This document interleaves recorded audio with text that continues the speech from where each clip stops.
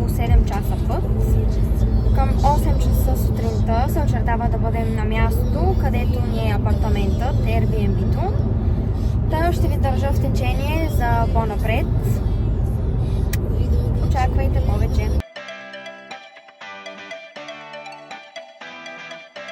Здравейте, правя един апдейт. В момента вече сме в Швейцария. Минахме границата. Имаме около 30 минути до Airbnb-то. Така че ще ви държа в течение и разбира се, че ще направим един апартмент тур.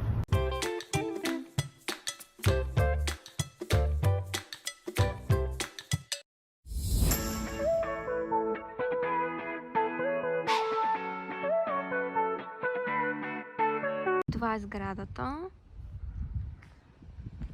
Сега ще ви разведа да направим един апартмент тур. Може да игнорирате колата за момент. Можете да видите просто с каква гледка разполагаме няколко дни. Просто уникално красиво е.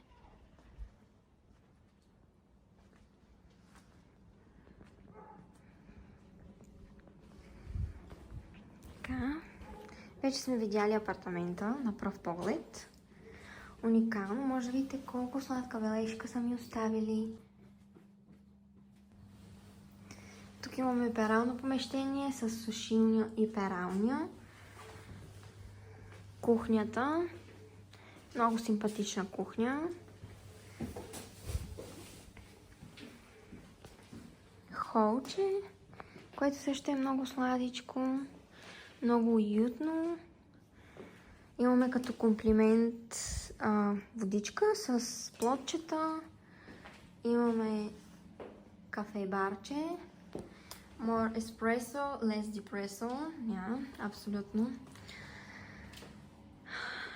Това е спалнята. Светлината е малко убиваща и странна, но да игнорираме този факт.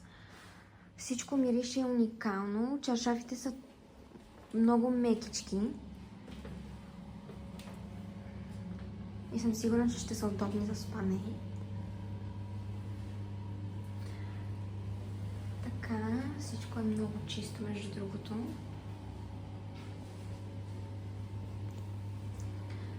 Уникална и мисля, че си заслужава престоят ни, който ще имаме тук следващите 4 дни.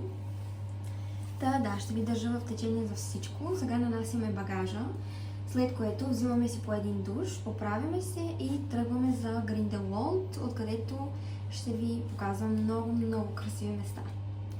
И ето, пак се включвам, напълно готова. Косата ми е готова, гримът ми е готов, обожавам го.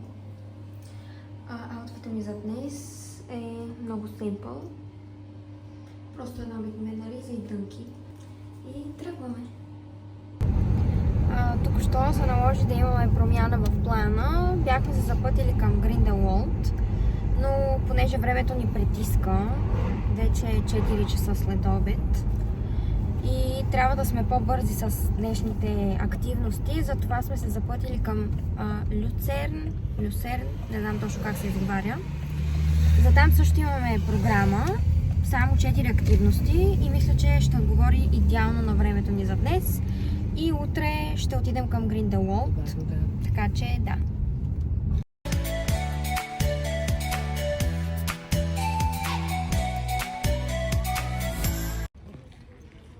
Пристигнахме в Люцерн и в момента се намираме в парка Лидо Уизен.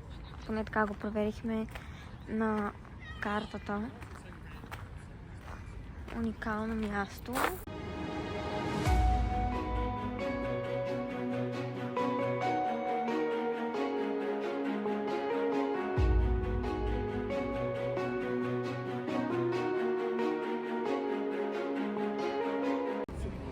Сега ви представям един уникален мост в Люцерн.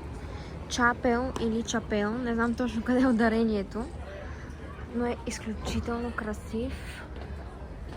В средата на езерото е.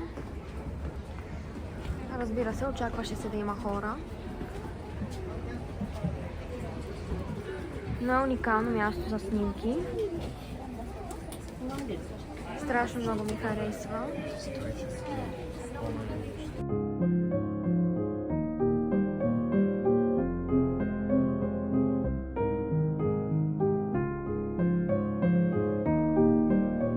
Продължаваме влога.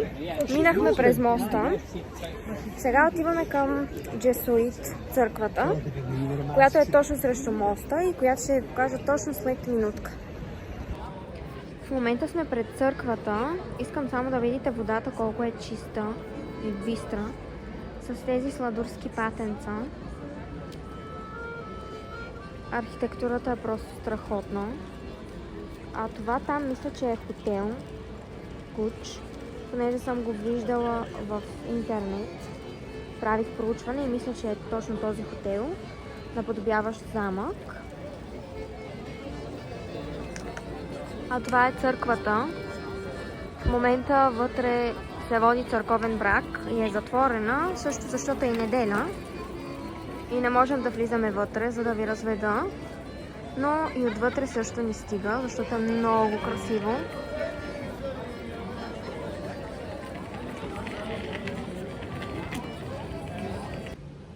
В момента сме някъде по центъра на Люцерн и просто искам да видите архитектурата и дизайна на сградите. Колко са интересни.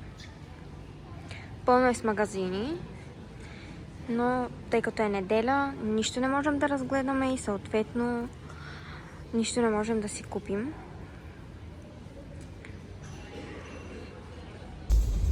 Вече тръгваме от центъра на Люцерн и се запътваме към Мегенхорн двореца. Надявам се да го изговарям правилно. За всяка дестинация ще изписвам някъде тук по екрана самото име. Можете да ги проверите и вие в интернет, ако някога решите да посещавате Швейцария.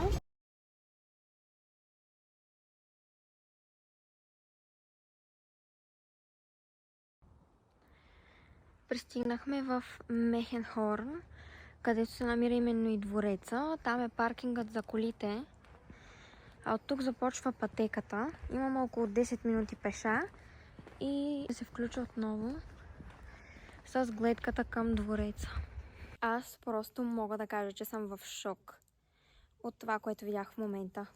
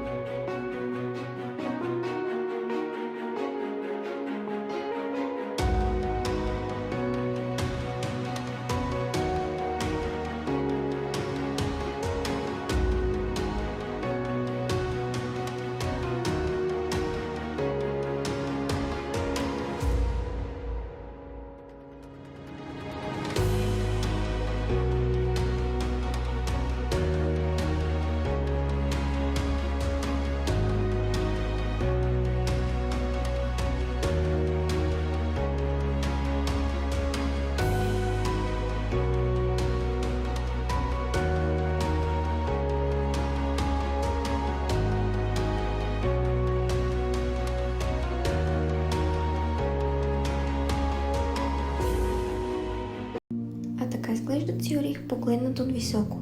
Докато вие се наслаждавате на красивите гледки, аз ви казвам чао и очаквайте много скоро новият влог да бъде качен в каналът ми. Обещавам ви, че много ще ви хареса. Чао и до скоро!